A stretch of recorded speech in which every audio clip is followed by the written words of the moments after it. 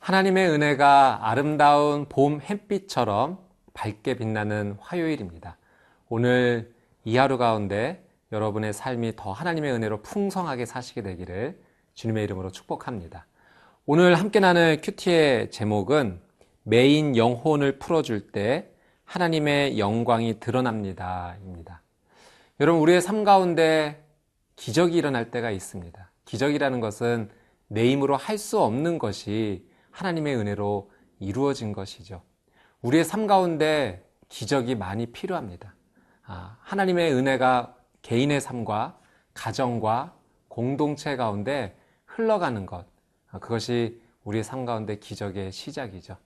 오늘 이 하루 하나님의 말씀을 붙잡고 은혜가 필요하다고, 기적이 필요하다고 주 앞에 겸손히 고백하는 하루가 되시기를 축복합니다. 오늘 말씀을 기대하면서 하나님 말씀 앞으로 함께 나가겠습니다.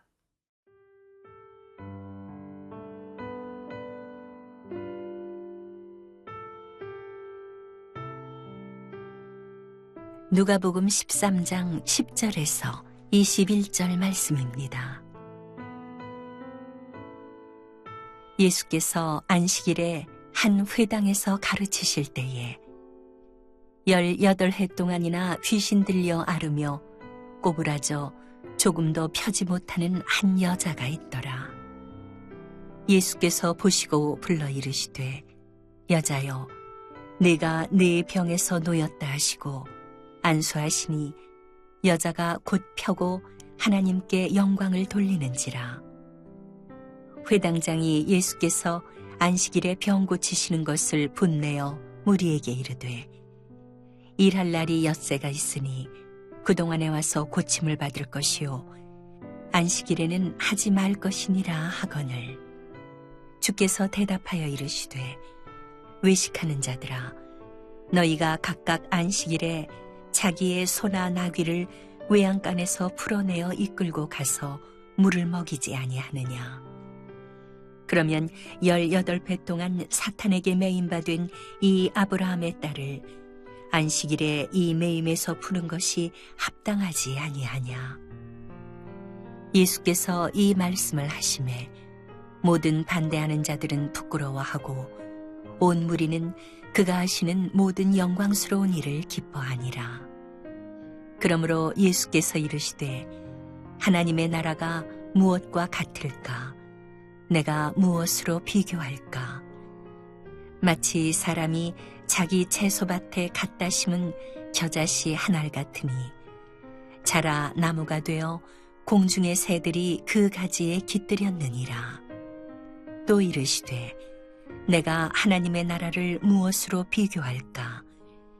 마치 여자가 가루 서말 속에 갖다 넣어 전부 부풀게 한 누룩과 같으니라 하셨더라. 11절 말씀 함께 보도록 하겠습니다. 18해 동안이나 귀신 들려 앓으며 꼬부라져 조금도 펴지 못하는 한 여자가 있더라. 무려 18년 동안 귀신 들려서 병으로 인해서 허리가 펴지 못하는 병에 걸린 이 한 여인이 있었습니다. 여러분, 이 한 문장만으로도 이 병이 이 여인에게 얼마나 큰 절망의 이유가 됐을지 느낄 수가 있습니다. 예전에 책에서 그런 내용을 읽은 적이 있는데요. 사탄이 우리를 유혹하는 많은 것들이 있다고 합니다. 물질로도 유혹을 하고 명예로도 유혹을 하고 성적으로도 유혹을 준다고 하죠. 그런데 사탄이 우리에게 줄 수 있는 가장 치명적인 유혹은 절망의 유혹이라고 합니다. 이 절망 가운데 빠지게 되면 이 절망으로 인해서 우리의 삶이 헤어나오지 못하기 때문입니다. 아마 이 여인은 이 절망의 유혹 앞에 큰 어려움의 시간을 보냈을 것입니다. 절망은 우리의 연약함을 열등감으로 바꾸어 버립니다. 그래서 우리의 연약함을 숨기게 만들죠. 숨기게 되는 것, 그것은 마치 물이 고여 있는 것 같아서 우리의 삶을 더 아프게 할 뿐입니다. 그러나 이 절망의 반대가 있습니다. 은혜입니다.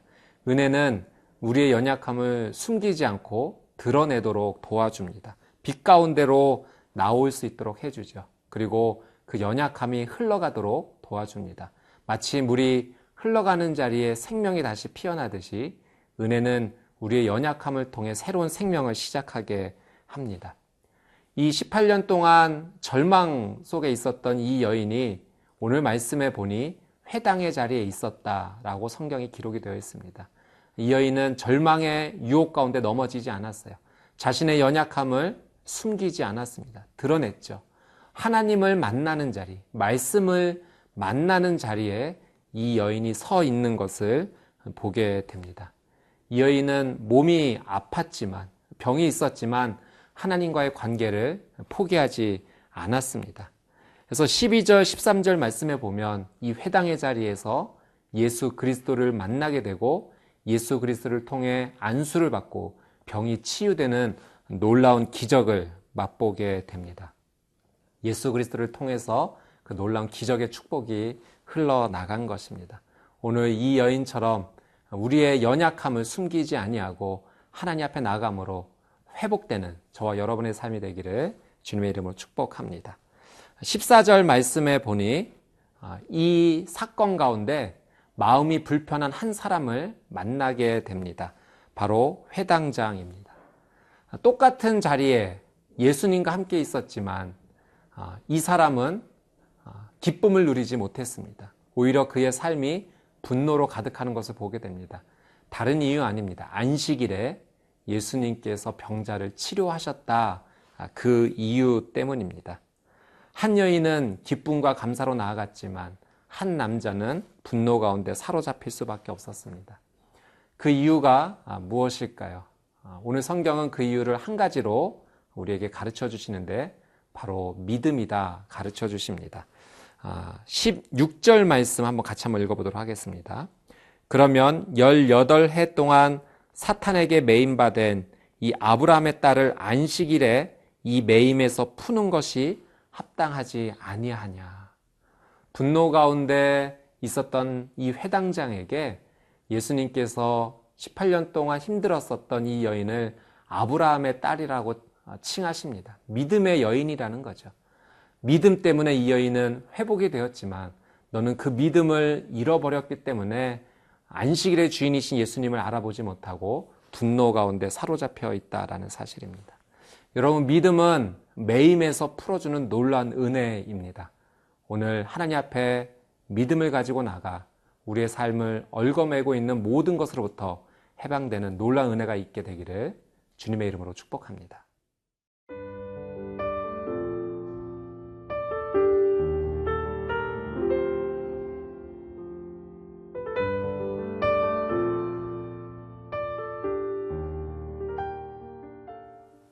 18절에서 21절까지의 말씀의 내용은 예수님께서 하나님 나라를 설명해 주시는 부분입니다. 먼저 19절 말씀 같이 한번 읽어보도록 하겠습니다. 마치 사람이 자기 채소밭에 갖다 심은 겨자씨 한 알 같으니 자라 나무가 되어 공중의 새들이 그 가지에 깃들였느니라. 이 말씀에 겨자씨가 나옵니다. 겨자씨는 세상에서 가장 작은 씨앗이죠. 가장 작은 자로 오신 예수 그리스도를 이 겨자씨가 의미합니다. 그러면 심은 사람은 누구일까요? 바로 심은 사람은 하나님을 상징합니다. 또 채소밭이 나옵니다. 농부가 신경을 많이 쓰고 또 사랑을 흘려보내는 자리가 바로 밭이 아니겠습니까?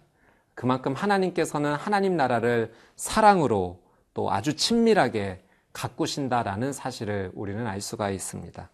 또 말씀에 공중의 새들이 몰려오는 것을 볼 수가 있습니다. 이것은 온 열방에서 찾아오는, 하나님 나라를 찾아오는 많은 사람들을 의미합니다. 그 공중의 새들이 잠깐 쉬었다가 떠나는 것이 아니라 그곳에 깃들죠. 둥지를 만드는 것입니다. 하나님 나라에 온전히 안식하는 것임을 볼 수 있게 됩니다. 이 겨자씨 비유는 하나님의 나라가 외적으로 성장한다라는 것을 우리에게 가르쳐 주십니다. 우리의 삶이 누군가 와서 예수님의 그 놀라운 은혜를 경험하면서 쉴 수 있는 그런 자리가 된다면 바로 나의 삶을 통해서 하나님 나라가 시작되는 줄 믿습니다. 오늘 여러분의 삶을 통해서 하나님 나라가 확장되기를 주님의 이름으로 축복합니다. 21절 말씀도 한번 같이 보겠습니다. 마치 여자가 가루 서말 속에 갖다 넣어 전부 부풀게 한 누룩과 같으니라 하셨더라. 가루 서말이 나오는데요.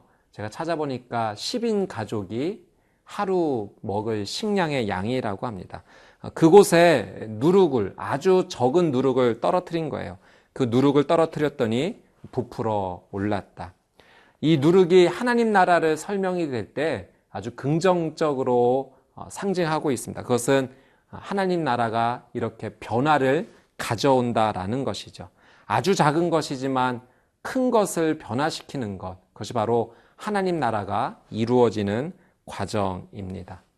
내 삶이 이 누룩과 같이 되어서 우리의 가정에 들어갈 때, 우리의 직장에 들어갈 때, 공동체와 이 사회와 나라의 민족에 들어가서 그것을 변화시키는 삶을 살게 되면 바로 그 자리가 하나님 나라가 시작되는 자리다. 예수님 가르쳐 주시는 것입니다. 이 하나님 나라의 비유를 통해서 우리가 세 가지 중요한 특징을 알 수 있습니다. 첫 번째, 하나님 나라는 계속해서 성장하고 확대된다는 거예요. 누구를 통해서? 바로 나를 통해서 하나님은 그 일을 행하십니다. 여러분을 통해서 하나님 나라가 계속 성장되기를 축복합니다. 두 번째, 하나님 나라는 아주 작게 시작된다는 거죠. 겨자씨, 누룩. 예수님도 가난한 목수의 아들로 오셨지만 놀라운 영향력을 끼치셨고요. 또 제자들도 어부였지만 그들의 삶을 통해서 그 당시 작은 자였지만 놀라운 하나님의 나라가 그들을 통하여 시작이 되었습니다. 마지막으로 세 번째, 하나님 나라를 만드는 주권이 하나님께 있다는 겁니다. 겨자씨를 심은 분도 하나님이시고 또 누룩을 넣으신 분도 하나님이시다라는 사실이죠. 사랑하는 여러분, 나를 사용해달라고 하나님께 기도하십시오. 나를 통해 하나님 나라가 시작이 되게 해달라고 기도하십시오. 오늘 이 하루가 하나님의 놀라운 은혜를 경험하는 복된 하루가 될 줄 믿습니다. 함께 기도하겠습니다. 하나님, 오늘 말씀을 통해 하나님 앞에 무릎 꿇게 하시니 감사를 드립니다. 오늘 말씀을 붙잡고 주 앞에 믿음으로 나아가오니 이 믿음을 통하여 하나님의 은혜, 기적이 시작되게 하여 주옵소서. 또 나를 통하여 하나님 나라가 시작되게 하여 주시옵소서. 감사드리며 예수님의 이름으로 기도드리옵나이다. 아멘.